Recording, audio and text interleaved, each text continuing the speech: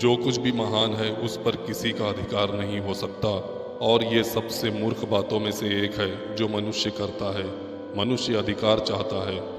अंधेरा प्रकाश की अनुपस्थिति है, अहंकार जागरूकता की अनुपस्थिति है। जिसके पास जितना कम ज्ञान होगा वो अपने ज्ञान के प्रति उतना ही हठी होगा। साहस अज्ञात के साथ एक प्रेम संबंध है। किसी के साथ किसी भी प्रतियोगिता की कोई ज़रूरत नहीं है। तुम जैसे हो अच्छे हो, अपने आप को स्वीकार करो। ये दुनिया अपूर्ण है और यही कारण है कि ये बढ़ रही है।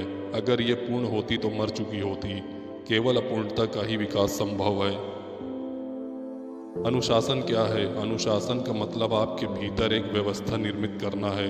तुम तो एक अव्यवस्था, एक केओस हो। प्रेम एक एकालाप नहीं, एक संवाद है, एक बहुत सामंजस्यपूर्ण संवाद।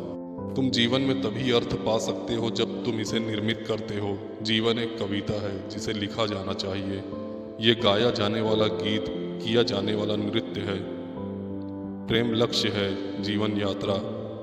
कोई विचार नहीं, कोई बात नहीं, कोई विकल्प नहीं। शांत रहो, अपने आप से जुड़ो।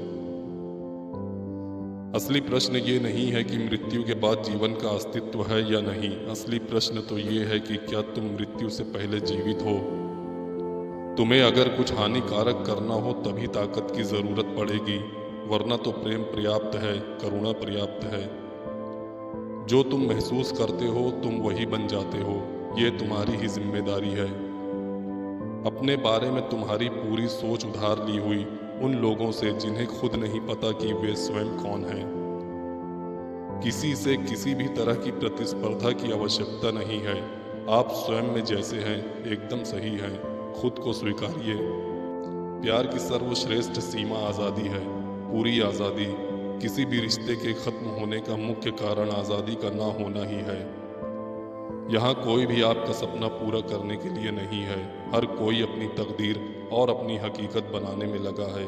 जब मैं ये कहता हूँ कि तुम ही भगवान हो, तुम ही देवी हो, तो मेरा मतलब ये होता है कि तुम्हारी संभावनाएं अनंत हैं और तुम्हारी क्षमता भी अनंत है। आपके जैसा इंसान दुनिया में कभी नहीं होगा। दुनिया में अभी आपके जैसा दूसरा इंसान कहीं नहीं है, और ना ही आपके जैसा कभी भविष्य में कोई होगा। वो इंसान जो अकेले रहकर भी खुश है, असल में वही इंसान कहलाने योग्य है।